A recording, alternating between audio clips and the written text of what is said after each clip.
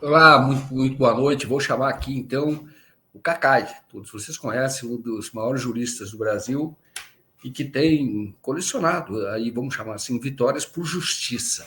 Vamos falar de alguns casos, mas é claro, começando pelo caso da prisão do Bolsonaro, a conclusão do julgamento.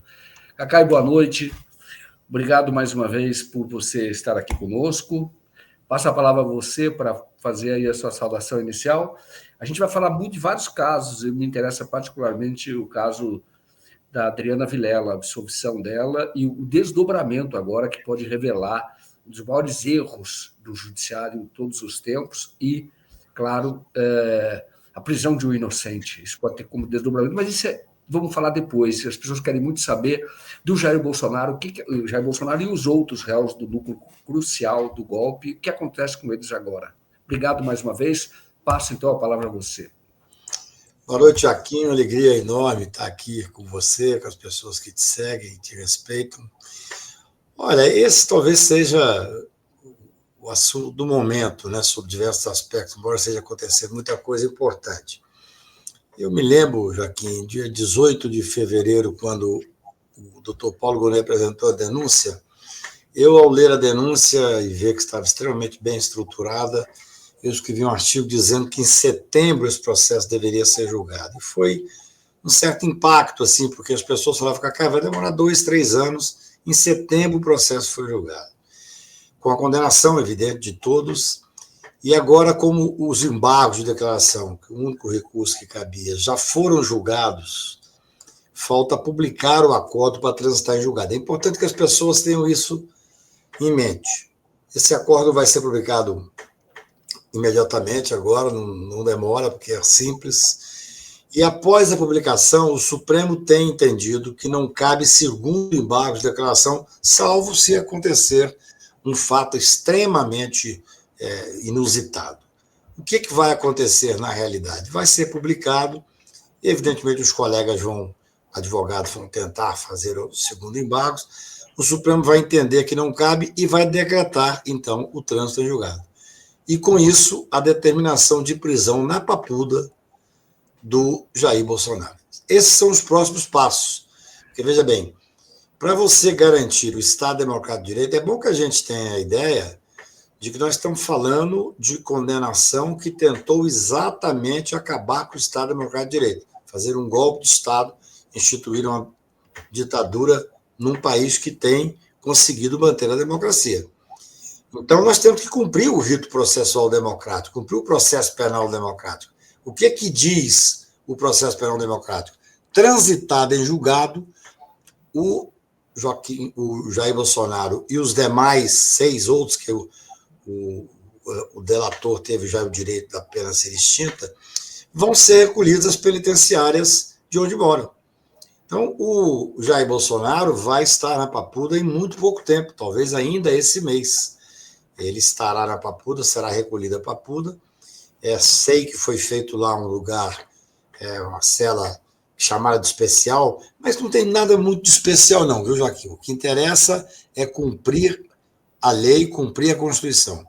Nós não podemos esquecer que o Nicolas Sarkozy, presidente da França, no começo do ano 2000 e pouco, ele foi condenado a 5 anos e há 3 semanas atrás ele foi levado à prisão de La Santé, também numa cela dita especial, que o que é lá? São 18 celas em Paris, é o presídio de Paris, onde você tem 9 metros quadrados, tem um banheiro, uma televisão, um ar-condicionado e, excepcionalmente, aqui no Brasil não tem, deveria até ter, um telefone fixo que recebe chamada de números autorizados pela direção do presídio.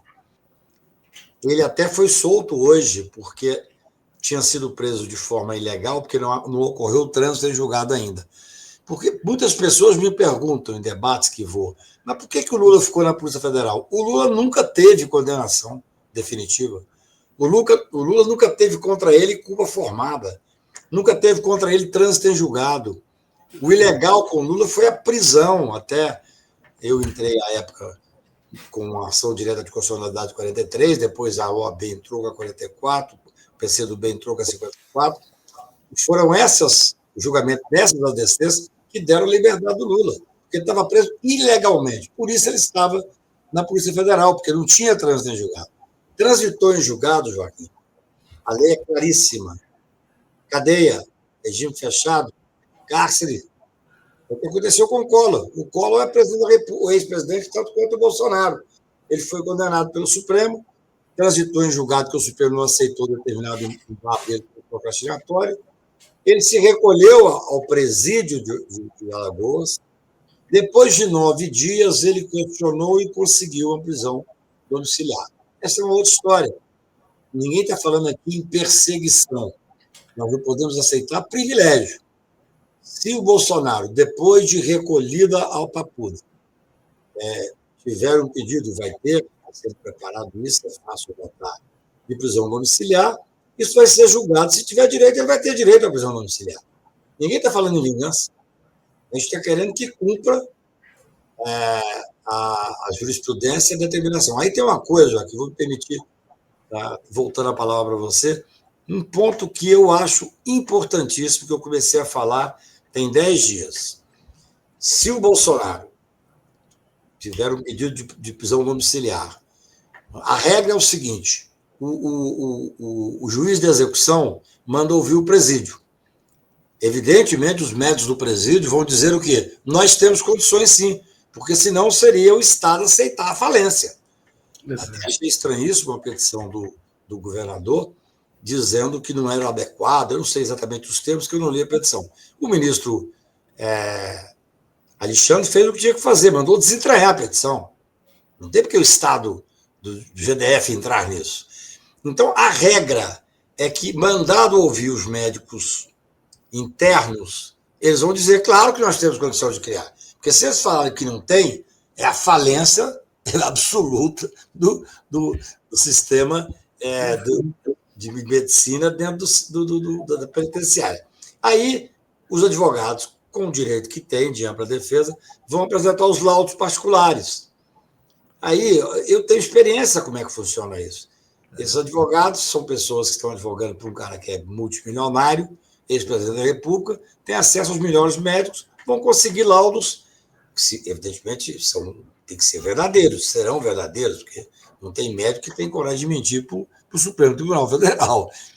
E aí, em havendo direito, o relator da execução da pena vai determinar uma prisão domiciliar. Aí, Joaquim, é o que eu queria trazer aqui, talvez de novidade, que isso é a regra. Em havendo a determinação de prisão domiciliar, eu estou escrevendo um artigo que sai quinta-feira agora, escrevi uma semana passada. Eu acho que todos nós, advogados, defensoria pública, jornalistas, pessoas que têm credibilidade junto ao público, temos que começar uma campanha por um mutirão carcerário. Quer dizer, dos 800 mil presos do Brasil, quantos estão em condições mais graves ou igual ao Bolsonaro? 10 mil? 50 mil? 70 mil? Não se sabe. Então é necessário que se faça um mutirão carcerário, que não pode haver perseguição, mas não pode haver privilégio, para que todas as pessoas que estejam em condições razoavelmente parecidas com o Bolsonaro, de saúde, de idade, de poder enfrentar ou não o cárcere, que é duro. O Sarkozy falou hoje lá na França, numa coletiva, quando estava saindo. É muito duro o sistema penitenciário.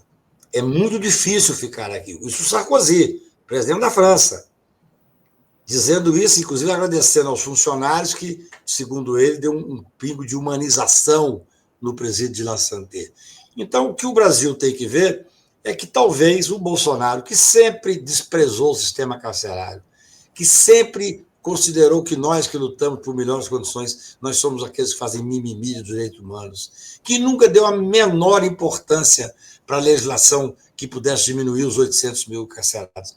Talvez o Bolsonaro possa fazer um único gesto humanitário dele, ainda que não diretamente dele, mas por tabela, que é, ao ser libertado para uma prisão libertado não, ao ser levado para uma prisão domiciliar, ele possa propiciar que milhares de brasileiros que estão presos nesse sistema absolutamente medieval, que é o sistema carcerário brasileiro, possam também, por uma questão de justiça, ter as mesmas condições. Eu acho que o presidente do CNJ, ministro Fachin, poderia determinar imediatamente, após Bolsonaro ir para a prisão domiciliar, um grande mutirão nacional. O ministro Gilmar, quando foi presidente do CNJ, fez um mutirão que foi surpreendente. Descobriu gente que estava presa há 15 anos sem ser sequer julgado, gente que já estava na cadeia há 3, 4 anos com a pena já cumprida. Olha que coisa inacreditável. Então, assim, talvez Bolsonaro possa fazer a única coisa de cunho humanitário da vida dele, ainda que indiretamente. É levar o Brasil a pensar no sistema carcerário. Levou o Bolsonaro para domiciliar, imediatamente vamos nós, todos humanistas, não é de direita, não é de esquerda, nada disso, lutar para que os 800 mil presos possam passar por um mutirão para saber quem tem o direito também de sair do presídio. Perfeito, muito bem colocado, hein?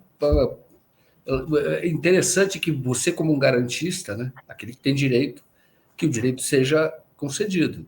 Claro. Então, você está vendo aquilo que você sempre defende se tornar realidade por alguém que considera que bandido bom é bandido morto, aquele que defende a execução. Interessante, muito bom raciocínio teu, muito bem colocado, né? Eu não tinha visto por essa forma. Interessante. Cacai, agora, o que acontece é o seguinte, muitas pessoas, justamente por conta de tudo que o Bolsonaro fez, querem que o Bolsonaro cumpra a pena na prisão. Quer dizer, isso é natural que as pessoas queiram. Não há condição dele cumprir, tendo médico, tendo assistência de saúde.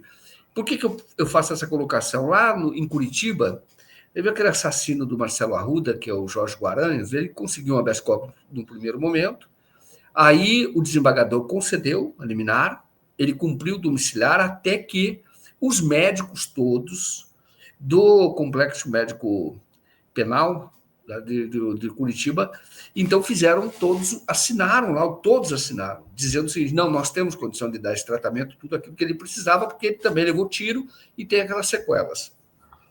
E como você disse, o governador lá, que é o governador Ratinho, mesmo sendo o governador mais à direita, não teve outra alternativa, ou o próprio Estado, senão acolheu o que os médicos disseram. Não, nós temos condição. E se por acaso algo nós não pudermos fazer, ele pode ser removido para um hospital sem problema nenhum. Então eu te pergunto, agora, eu sei que você é garantista, eu sei que você é de todos aqueles que lutaram, das pessoas que lutaram por uma Constituição garantista, por uma lei penal garantista, mas não seria justo, vamos chamar assim, numa questão da retribuição, que ele cumprisse pena na Papuda até ter progressão? Bem, a expectativa é que ele cumpra a pena na Papuda. Essa é a regra, vamos dizer assim. Eu até vou te dizer uma coisa.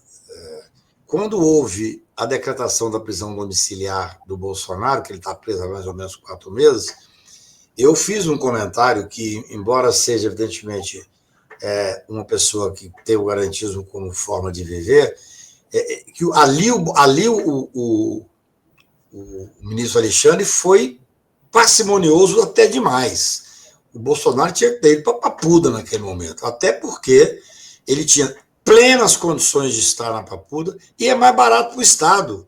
Você manter um cidadão em prisão domiciliar, onde tem que ter tornozeleira eletrônica e mais 2, 3, 4, 10 vigias, 24 horas, é tudo muito caro para o Estado.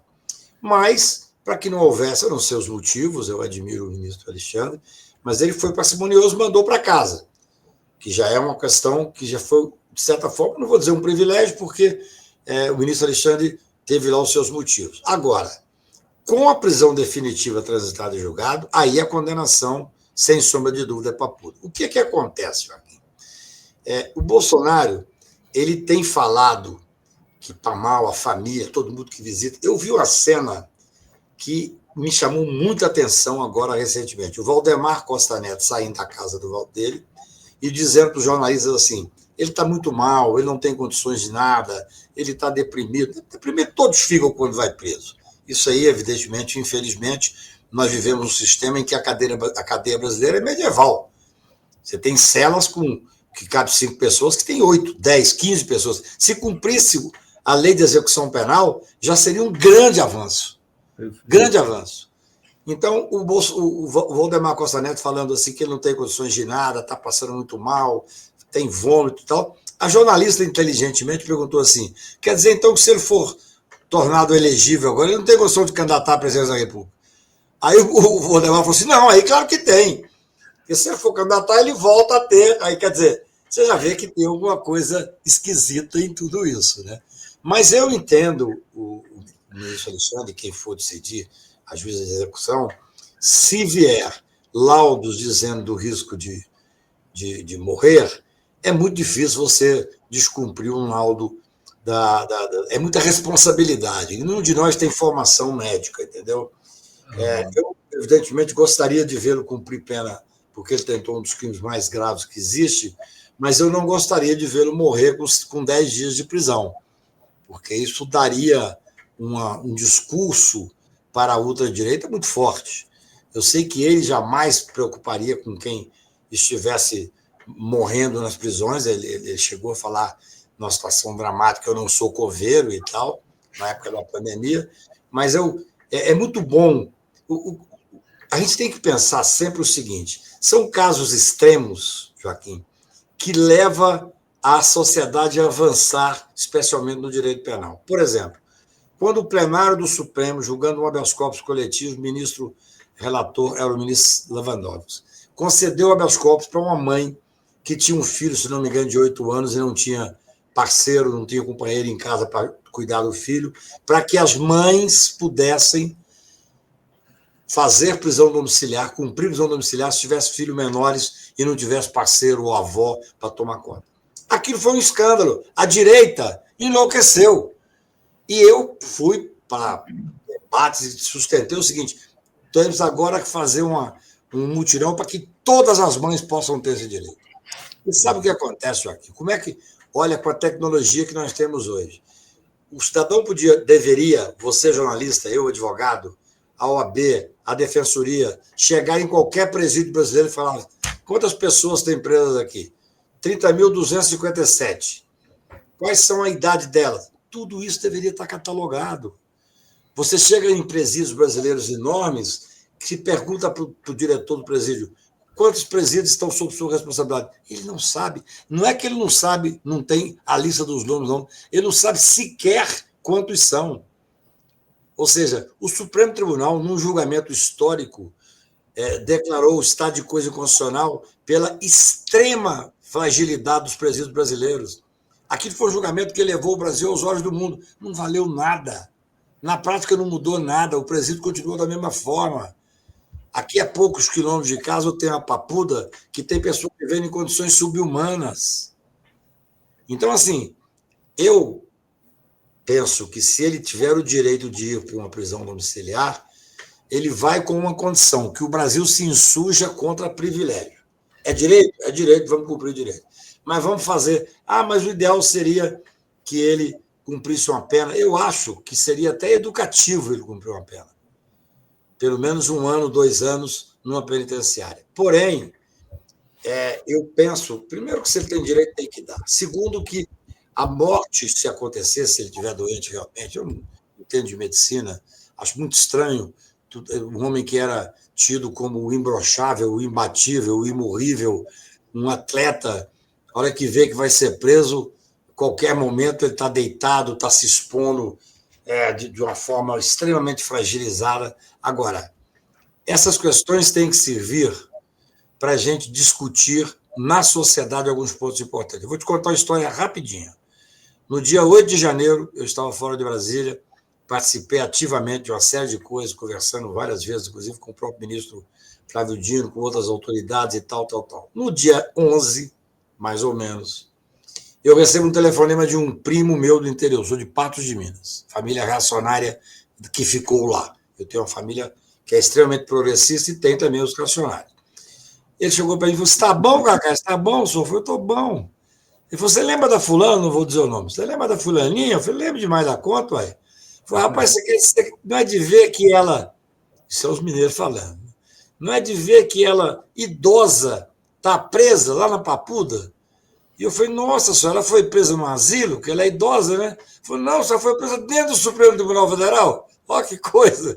Aí eu comecei a conversar, falei assim, nós estamos muito indignados porque não conseguimos visitar ela, a comida é muito ruim, ela mandou um bilhete dizendo que a comida é ruim, lá ela não está conseguindo usar o celular porque não tem lugar para carregar, e a cela que devia ter 10 pessoas tem 50, eu falei, opa, quer dizer que você está concordando com tudo que eu falei que você me criticava, que a cela tem que ter aquele número de pessoas exigido por lei, que a comida tem que melhorar, e você está me dizendo que ela tem celular lá dentro? Eu vou ligar agora para o ministro Flávio Dino e dizer que está vendo privilégio. Quer dizer, naquele momento eu comecei a sentir que essas prisões podem ter uma importância para discutir o sistema carcerário, Joaquim. Quando eu entrei com a DC 43, Ação Direta de Constitucionalidade, para questionar a prisão em segundo grau obrigatória, feita magnificamente pelo Adhemar de Bois e pelo Cláudio Pereira, o foco era a miserabilidade dos presídios. Depois, quando nós vimos que aquilo atingiu o Lula, que ele foi condenado em segunda instância e foi para a cadeia, o processo virou o processo do Lula, que foi o que o libertou. Mas o pano de fundo sempre foi o sistema penitenciário. Nós nunca conseguimos fazer, nem parte da esquerda, que é punitiva, e ninguém da direita preocupar com a questão do sistema penitenciário. Nós temos 800 mil presos, é o terceiro país em número de presos no mundo, sendo que a maioria dos presos, você sabe, eu sei, e as pessoas que estão nos assistindo, boa parte sabem, é de quê? Jovens negros invisíveis da sociedade, que vão para lá para serem arregimentados pelo crime organizado que domina as cadeias. É uma tragédia. Então, talvez, agora, se esse cidadão for para a prisão domiciliar, a gente possa ter chance de ter uma discussão com cunho humanitário. Muito bom, muito bom. Lembrar duas coisas. Primeiro é que, em 2014, quando houve rebelião, com mortes, decapitação, inclusive, em Pedrinhas, naquele presídio do Maranhão, perguntaram ao Bolsonaro sobre o Maranhão, ele disse, a única coisa boa que existe no Maranhão é o presídio de Pedrinhas. Olha só.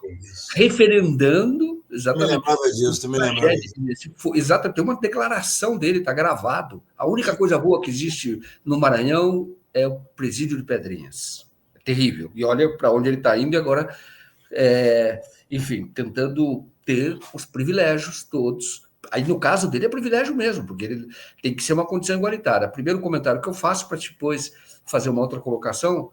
E o segundo é que, portanto, pelo que você está falando, você tem razão, os deputados da Comissão de Direitos Humanos, né, ou o presidente da Comissão de Direitos Humanos, que mandou um ofício para a Secretaria de Administração Penitenciária aqui do Governo do Distrito Federal, no sentido de que todos os presos sejam submetidos a um laudo médico, uma avaliação médica. Claro, eu não sabia disso. A Administração Penitenciária disse, mandou para o ministro, que você falou, olha, foi desentranhado isso, de, tem que fazer um laudo para eu saber, para nós sabemos aqui se tem condição de abrigar o Bolsonaro ou não. Aí falou, bom, então ótimo isso, então vamos fazer em todos. Aí, né? Então eu coloco isso, o Cacá, eu vou perguntar para ele daqui a pouco sobre justamente esse relatório do Derrite sobre a lei ali antifacção. Acho bastante importante, muitas pessoas estão pedindo aí para saber a posição dele. Mas para encerrar esse assunto, nós então, pelo que você disse, talvez ainda no mês de novembro o Bolsonaro vá para a Papuda e ele deve começar a cumprir pena lá e depois, só para fazer uma síntese disso, e depois, claro que os advogados vão todos apresentar laudos, e aí é possível que ele cumpra domiciliar. O que você está dizendo é que tem que ter um grande movimento para que haja um grande mutirão. Exatamente. Para que todos sejam submetidos. É isso, né, Cacá? E lembrar, quando você colocou da ADC, eu acompanhei isso. O Cacá entrou com essa ADC que acabou resultando na liberdade do Lula, né? Era uma prisão injusta, por não tinha trânsito em julgado, mas naquela ocasião era 2016, primeiro semestre de 2016. O Lula sequer tinha sido denunciado. Exatamente. Não era isso. E o Cacá fez. Exatamente, fez o. Eu não sei, até a defensoria deveria ter feito isso, mas foi o Cacá que fez. dizendo que aquela decisão que tinha sido no habeas corpus, relatada pelo Torir Zavascki, era absolutamente inconstitucional, não era isso? Claro. Só para lembrar e encerrar esse assunto. É interessante o que você fala, porque, assim, quando eu entrei, eu peguei um partido pequeno, porque tinha que ter um partido para ter legitimidade, e eu peguei o PEN, que não tinha nenhum deputado que era meu cliente, porque eu sabia que a imprensa ia dizer que eu estava tentando ajudar meus clientes. E depois o Bolsonaro foi se inscrever no PEN, não sei se você se lembra, e ele fez, o presidente do partido me ligou, ele só fez uma exigência, que você seja destituído e que seja desista da ação. Eu falei, ser destituído é um direito seu. Eu nunca tinha sido destituído, para o meu gosto e minha honra, fui destituído exatamente pelo Bolsonaro. Falei isso na tribuna do Supremo, porque eu entrei como amigo escuro de uma ação onde eu tinha sido o autor. E o interessante é que eu falei, olha, mas essa ação é indisponível, não tem como desistir dela. E a discussão, à época, era sobre o sistema penitenciário, a tristeza. Aí depois virou o Lula, porque o Lula preso, as pessoas sabiam que se fosse julgado e nós ganhássemos, ele seria solto. Infelizmente, o Supremo tem um sistema muito ruim, Joaquim, que o presidente é que determina a pauta. O relator era o Marco Aurélio, o decano era o Celso de Mello. Os dois queriam muito julgar. Os dois votaram conosco. Mas a ministra Carmen Lúcia não quis votar, então, enquanto ela foi presidente, o Lula ficou preso. O ministro Toffoli, a quem eu rendo as minhas homenagens, disse, eu vou assumir e vou colocar para votar. E votou e nós ganhamos. E foi assim. Aí nos ajudou muito a Defensoria Pública, que entrou como amicus curiae. Porque o que a imprensa dizia? Que o Cacá já advogou para dezenas de ministros, advogou para 90 governadores, como se eu tivesse, de alguma forma, preocupado com meus clientes. Quando a Defensoria Pública entrou, com seus hipossuficientes, acabou esse discurso. O discurso voltou a ser aquele que eu sempre bati, que é a miserabilidade dos presídios brasileiros. Perfeito, muito bom. Perfeito, perfeito. O Cacai, uma questão que as pessoas têm colocado aqui, né, agora é sobre esse relatório aí do DERIT, que, na verdade, é considerado até inconstitucional quando tira algumas das funções da Polícia Federal, né, que só poderia agir com autorização formal dos governadores. O que você achou desse relatório pelo aquilo que já foi divulgado? Assustador. Sob todos os aspectos, assustador. Eu diria que a direita, a ultradireita, os fascistas, estão se organizando naquilo que eles são melhores, que é dominar o Congresso Nacional. Você veja bem, o DERIT era até agora secretário de São Paulo, candidato potencial ao Senado. Se o governador for candidato à presidência, que não será, que não vai enfrentar o Lula, ele seria candidato ao governo. Ele sai do secretário para ser relator num acordo que tinha feito com o presidente da Câmara, que é um acordo, no meu ponto de vista, absolutamente assustador. O governo realmente tomou uma bola nas costas, uma deslealdade enorme. E ele, em 3 horas, apresenta um relatório que, evidentemente, estava sendo construído há muito tempo. Em 3 horas que ele assumiu o deputado para ser relator desse projeto, que é um projeto, além de inconstitucional, um projeto extremamente perigoso. Um pouco. A gente tem que analisar o seguinte: por que eu tenho medo dessa extrema-direita? Nós estamos vivendo um movimento que não é descasado. Você tem o Eduardo Bolsonaro pedindo uma invasão ao Brasil, você tem o Flávio Bolsonaro pedindo para que haja ataque a navios brasileiros, ou melhor, a alguns lugares de terrorismo dentro do Brasil. Então, com aquela chacina feita no Rio de Janeiro, com 121 mortos, que aquilo tem que ser investigado a fundo, com aquela chacina que foi feita, é extremamente interessante isso. Paralelamente ou concomitantemente, em que se fala em narcotraficante, em terrorismo, você tem que ver que no Rio de Janeiro tem quem sustente, eu não estou acusando, mas tem quem sustente que a tentativa de ocupar ali aquele lugar do Comando Vermelho é porque interessava a determinada milícia. Porque no Rio de Janeiro, a milícia ela tem 60% do território, é muito mais do que o tráfico. Então, é um risco que nós estamos vendo desse confronto, de certa forma, de ocupação de território entre tráfico e milícia. Aí você vem, logo em seguida, tudo isso que está acontecendo, você vem um projeto, que é um projeto para comparar as organizações criminosas ao terrorismo, para dar esse cunho de terrorismo, que você permite, Joaquim, com essa lei estranhíssima que existe nos Estados Unidos, que é extraterritorial, que faz o que quiser, você permite que os Estados Unidos venham atacar o Brasil.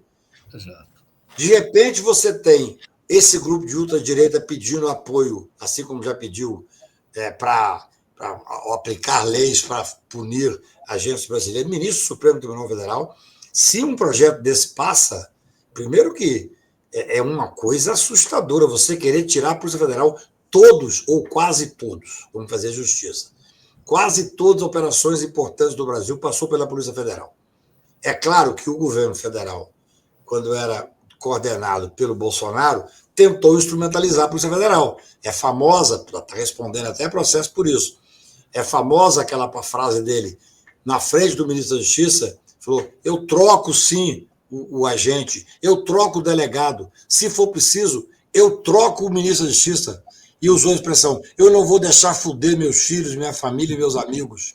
Ou seja, o que eles estão querendo fazer agora é, via Congresso Nacional, oficializar essa luta que nós estamos tentando fazer. Em vez de você humanizar e usar o projeto do governo, que é um projeto extremamente bem pensado e discutido, você pegar um projeto que fala em terrorismo sem nenhuma discussão com a sociedade. O cidadão saiu do secretário do Rio de Janeiro, São Paulo, entrou como relator, já combinado, evidentemente, com o Hugo Mota e com os que mandam no Congresso, na Câmara, para apresentar sem nenhum debate, sem nenhum tipo. Ele não ouviu nenhuma das pessoas que trabalham nessa área. Apresentou um projeto perigosíssimo. E quando você quer tirar a Polícia Federal do combate e submeter a Polícia Federal a um pedido do governador do Estado, é porque tem alguma coisa muito estranha acontecendo. Eu espero que haja uma reação por parte mesmo da direita, a direita que tem um pouco de civilidade, que parte dessa direita consiga conversar no Congresso Nacional, porque esse pedido é um pedido absolutamente assustador. É um projeto que foi tentado... Agora, a gente tem uma experiência, Joaquim, antes de ontem eu estava em Buenos Aires, encontrei-me com o Rodrigo Maia e conversei depois com ele. Esse tipo de projeto que vem da ultradireita, o Congresso reage. Você se lembra que o Moro apresentou um projeto e foi muito interessante, porque ele apresentou um projeto e eu me lembro, ele, ministro da Justiça, eu me lembro dele dar a declaração na imprensa e falar assim, não, eu não ouvi especialista, não. Eu estudo isso há muitos anos, apresentei um projeto feito pelos meus técnicos aqui e tal. Assustador. Só que ele provocou o Rodrigo Maia. Ele mandou uma mensagem atrevida para o Rodrigo. O Rodrigo era presidente da Câmara. O Rodrigo Maia fez uma comissão de 17 deputados, presidido pela deputada Margarete, lá do Piauí, onde estava o Freixo, onde estava o Lafayette, Andrade, onde estava o Orlando, onde estava o Paulinho Teixeira. E eles pediram, inclusive, para fazer as reuniões na minha casa durante um ano, 8 meses, 9 meses. Uma vez por semana eu chamei 3, 4 advogados criminais e a gente fazia as reuniões aqui em casa e nós destruímos o projeto do Moro. Ele achou que com o poder dele ele passaria por cima do Congresso Nacional, da Câmara, e o Rodrigo Maia teve dignidade, inteligência e nós ganhamos. Agora, aqui é preocupante porque quem levou o Derrite para ser o relator foi o presidente da Câmara.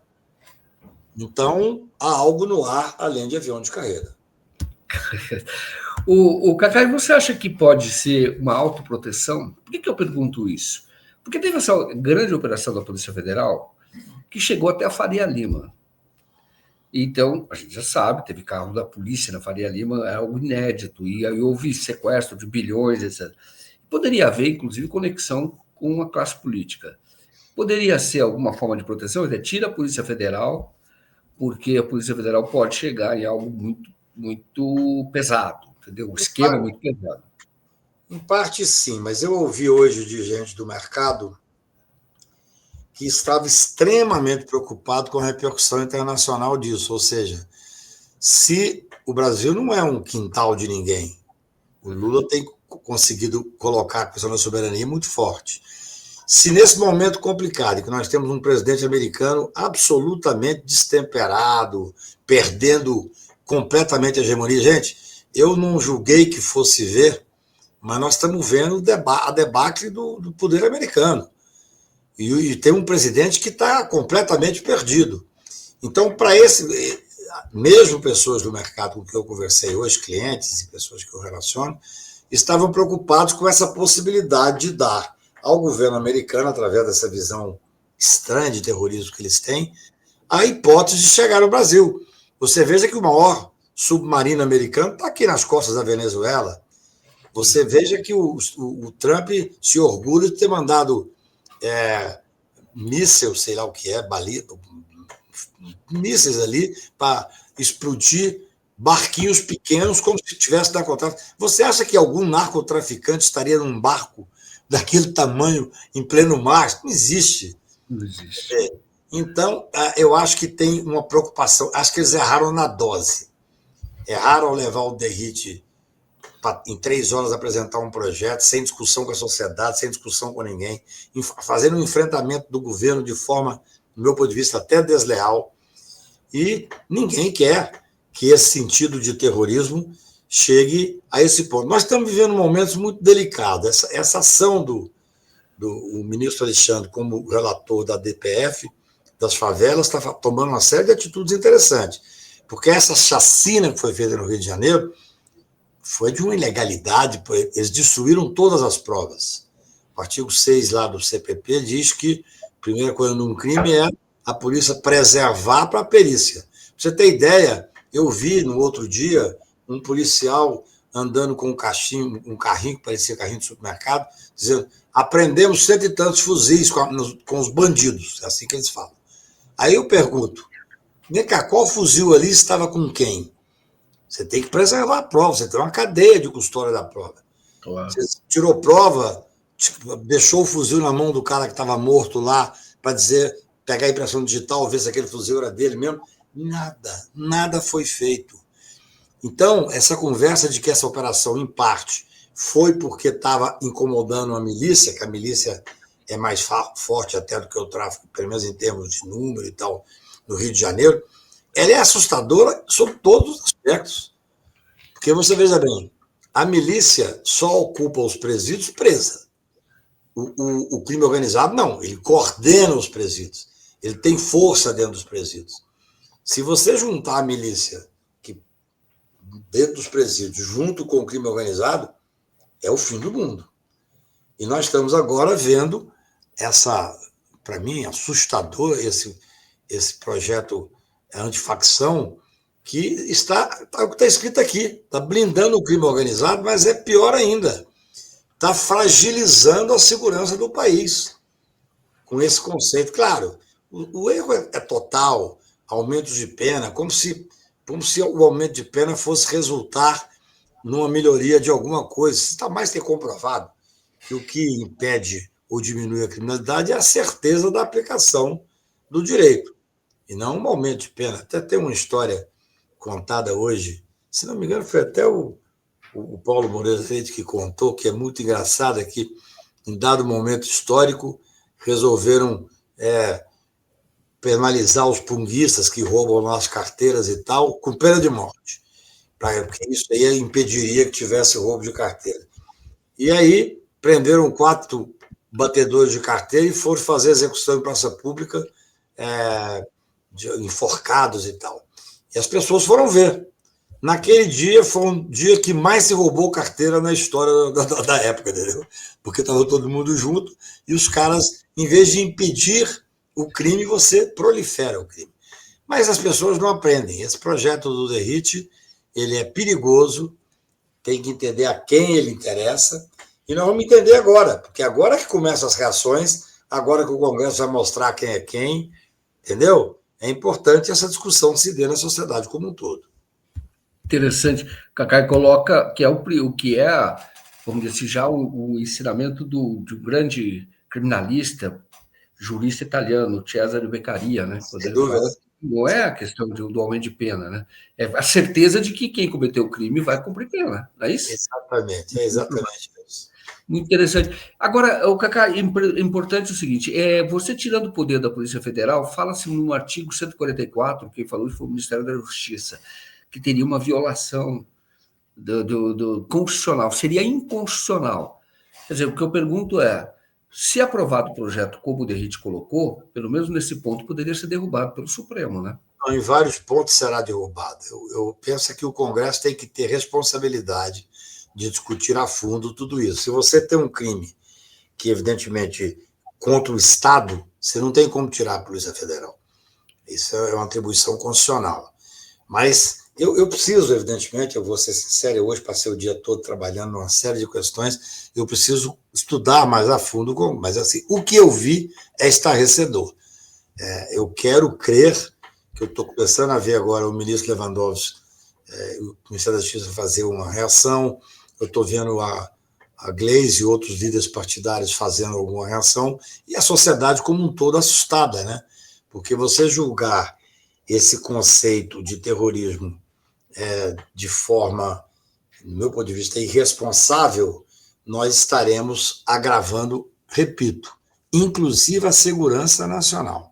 Não é só proteger grupo A, B ou C, não. É abrir margem para que a gente tenha a aplicação dessa lei americana dentro do Brasil. Porque a gente, hoje em dia, Joaquim, é mais fácil você conversar com as pessoas que falam assim, eles vão punir o deputado tal está lá nos Estados Unidos, filho do Bolsonaro, dizendo que está trabalhando para punir ministros do Supremo por causa de um julgamento. Todo mundo ria, falava, isso não é impossível. Puniram, tiraram o visto de 8 ministros do Supremo, além de aplicar sanções em familiares, inclusive. Então, é mais fácil hoje para as pessoas falar, olha, tenham mais cuidado com essa história de terrorismo, não vamos cair nessa ultradireita fascista que representa a direita, especialmente do Rio de Janeiro e de São Paulo, porque isso pode causar um problema muito mais profundo, inclusive com a segurança nacional. Muito bom, viu? Cacá, eu queria antes, a gente ali faltando 15 minutos, eu queria falar muito a respeito de uma vitória que você teve. Hoje o caso me chamou muita atenção, porque revela erro de imprensa, eu já escrevi sobre isso, né? O caso do PC Farias, houve um erro de imprensa enorme ali. E foi a anulação do julgamento da Adriana Vilela. Ela foi promovida, numa certa época, a grande vilã do mundo nacional, e ali você conseguiu anular no STJ e agora começa uma nova investigação. Mas você me falou, eu te entrevistei antes, que nesse caso, não sei se as pessoas se lembram, foi ela foi acusada de mandar matar os pais. Estou falando para as pessoas aqui que, desse caso muito grave, teve um documentário, inclusive, que é o crime da 113, aí 113 isso, crime da 113 Sul. Exatamente. E ali, enfim, ali mostrou algumas tudo aquilo que o Cacai vinha lutando já, mostrando dentro do processo, fez o Tribunal do Júri. Eu pergunto para você o que acontece agora, porque tem uma pessoa que, por conta desse caso, permaneceu presa durante muito tempo, né? E seria até inocente. Joaquim, esse caso ele é estarrecedor pelo seguinte: quando eu estava de fora observando as inúmeras inconsistências do caso, eu ficava impressionado. Quer dizer, a delegada disse que olhou no Correio Brasiliense a foto do Zé Guilherme Vilela, que é o ex-ministro que foi morto, e que disseram que a filha tinha mandado matar, sem nenhum fiapo de indício, e ela disse que viu ele piscando e dizendo onde estava determinada chave. Ela pegou um vidente. É algo estarrecedor você imaginar que o sistema de justiça vai aceitar isso. Essa mulher, posteriormente, a delegada, foi expulsa da polícia, foi presa, foi condenada, mas a outra delegada que entrou usou métodos parecidos. As pessoas diziam que eram torturadas, o Ministério Público fazendo um trabalho absolutamente irregular, e a imprensa levou a Adriana a ser a grande vilã nacional. Felizmente, nós conseguimos mantê-las soltas. Eu só entrei no caso quando fui procurado pelo ministro Pertenço, o ministro Eduardo Ribeiro e o ministro Pedro Gordilho, que eram muito amigos dele, falou: Cacai, nós temos absoluta convicção da inocência da Adriana, por favor, entre no caso. Entrei pro bono, entrei para fazer, porque estudei o caso, vi os absurdos. E desde o início, eu digo, esse senhor que está preso aqui, tal do Marlon, ele é inocente, ele não tem nada, eles botaram ele lá dentro para poder corroborar uma última versão dentre as 217 versões que a polícia e o Ministério Público estava tentando passar.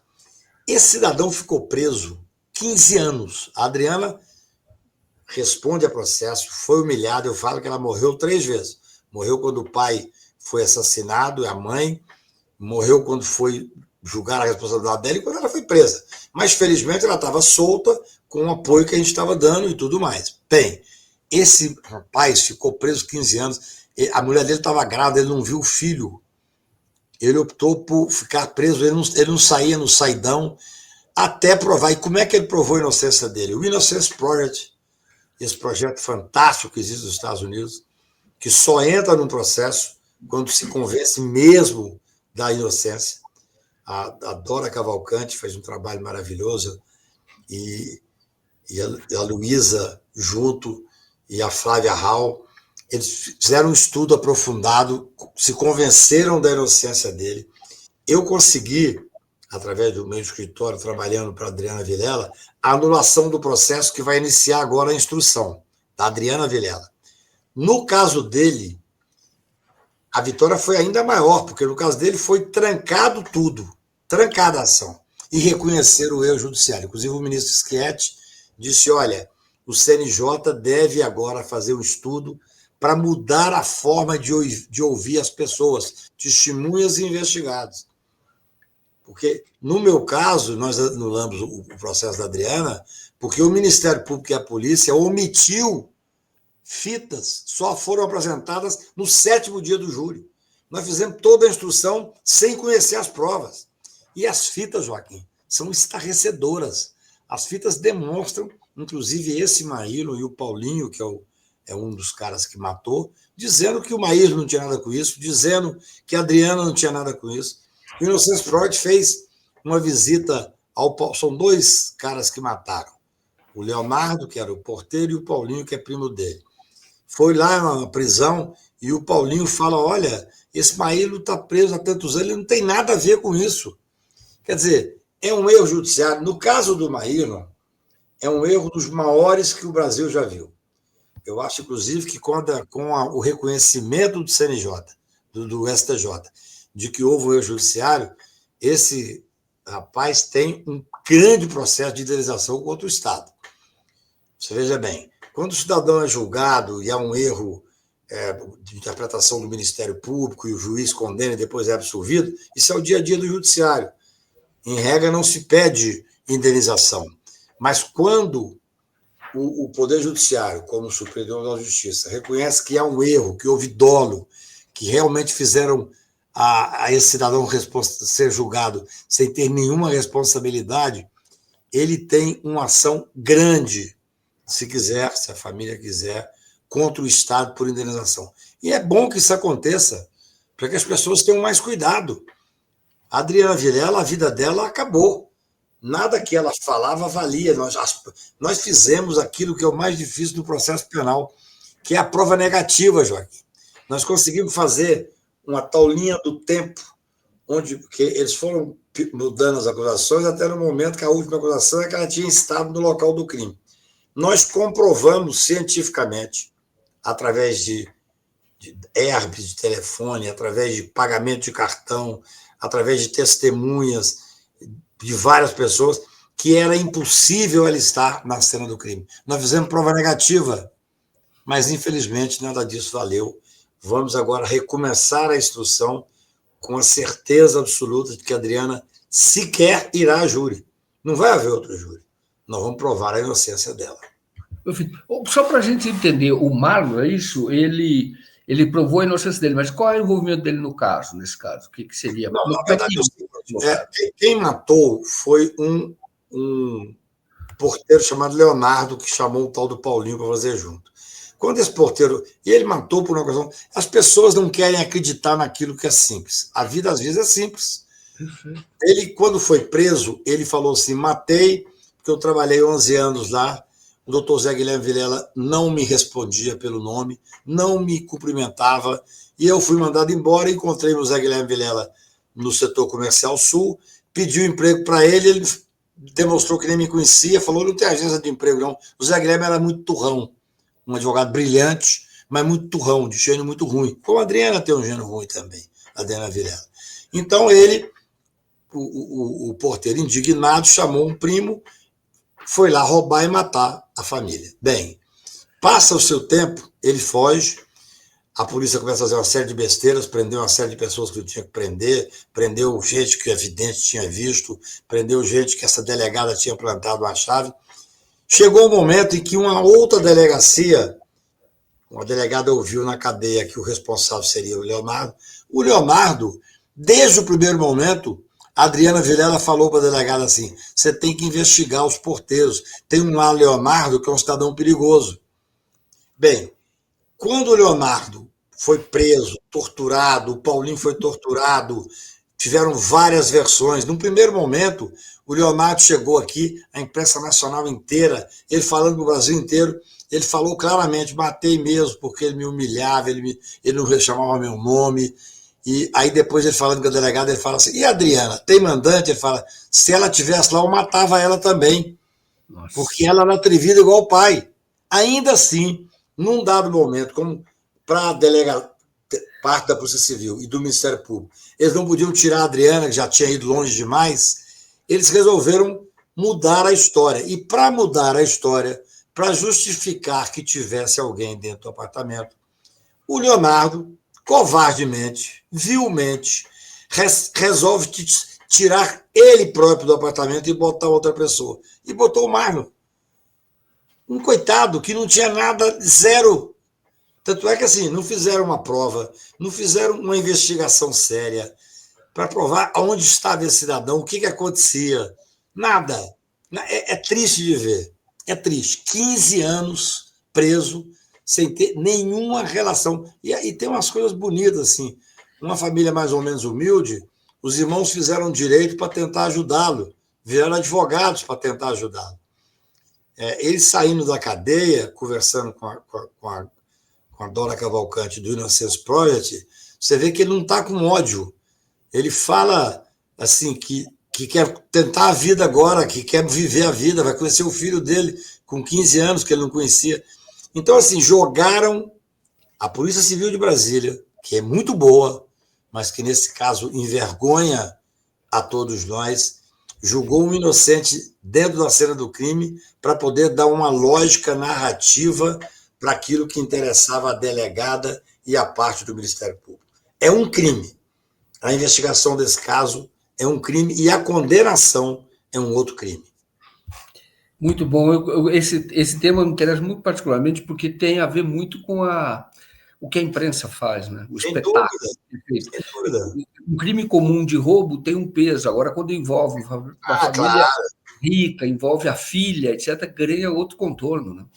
Tanto é que você vê, eu não queria muito que fizesse esse documentário, mas independeu de mim. As pessoas acham que eu que trabalhei para fazer. Depois fiquei feliz com o resultado, porque é um documentário sério, que mostrou os dois lados, mas que quem quer ver com seriedade, vê que a Adriana não tem nada a ver com aquilo. Mas, ao que me disseram, já é o segundo mais visto do Brasil, que é um documentário que está na Globoplay, que chama O Crime da 113 Sul. Porque o repórter soube fazer coisas, o diretor, que é difícil muitas vezes para a própria defesa. Foi lá ouvir o Paulinho dentro do presídio de Montes Claros. E o Paulinho, falando para a imprensa, fala melhor do que falaria para o advogado. Ele vira e fala claramente, fala, olha, por que esse cidadão está condenado? Não tem nada a ver com isso. Dá uma certa tristeza. A gente que advoga no crime, quando vê uma injustiça dessa monta, a gente fala, meu Deus, onde é que há homens no mundo? Estou farto de semideuses. Fantástico. E uma pena que advogados como você, a Dora Cavalcante, que tem esse ímpeto, né, vontade de realmente fazer justiça, provar, enfim, evitar que inocentes paguem, né? Então, pena que não haja mais advogados com a mesmo. Tem bons advogados no Brasil, muito excelentes advogados. Eu sempre digo, democracia, se não tiver advogado corajoso e não tiver bem preparado e valorizado pelo sistema como um todo, acaba. Entendeu? Democracia. Veja o caso do Lula, ele foi libertado por uma ação. Depois houve outros fatores, até as mensagens cessadas pelo Delgatti, mas lá atrás, quando o Cacai viu a injustiça que acabou atingindo o Lula, com uma prisão antes do trânsito em julgado, uma prisão injusta, hoje já se sabe claramente. O Cacai, muito obrigado, viu? Vou te passar para você fazer o encerramento. Eu quero lembrar que o Américo Machado agradecer o que ele falou a respeito do Derrite, fez a pergunta, né? Você respondeu, muito obrigado, Américo, ele que se assina como Recife na luta. E a Olivia Roesler diz aqui, olha, está esperando ele falar em cadeia nacional, entre aspas. Ele, neste caso, é o Jair Bolsonaro. Com você a palavra para o encerramento. Não, eu acho importante, Joaquim, que a gente tenha agora essa preocupação. Eu estou falando isso tem 2, 3 dias, e escrevi rapidamente semana passada, estou escrevendo outro artigo que vai sair agora, que se ele, Bolsonaro, tiver direito à prisão domiciliar, ele deverá ter essa prisão domiciliar deferida.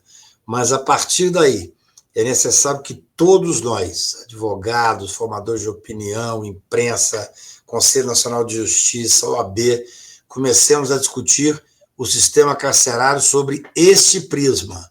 Eu quero ver quantos prisioneiros no Brasil têm as mesmas condições para poder ir para uma prisão domiciliar, ou para uma liberdade condicional, ou para uma tornozeleira. Se esse movimento não for feito, não estaremos dando justiça ao Bolsonaro, estaremos dando um privilégio. Então, repito, esse cidadão fascista que tanto mal fez ao sistema de justiça brasileiro, ele poderá fazer indiretamente uma coisa positiva na vida, um gesto humanitário, talvez o único, embora indireto, que é levar a uma discussão nacional sobre o miserável sistema carcerário brasileiro. Perfeito. Cacai, muito obrigado. Boa noite a você, boa noite a todos e até a próxima. Parabéns pelo teu trabalho. Obrigado a você, abraço a todos.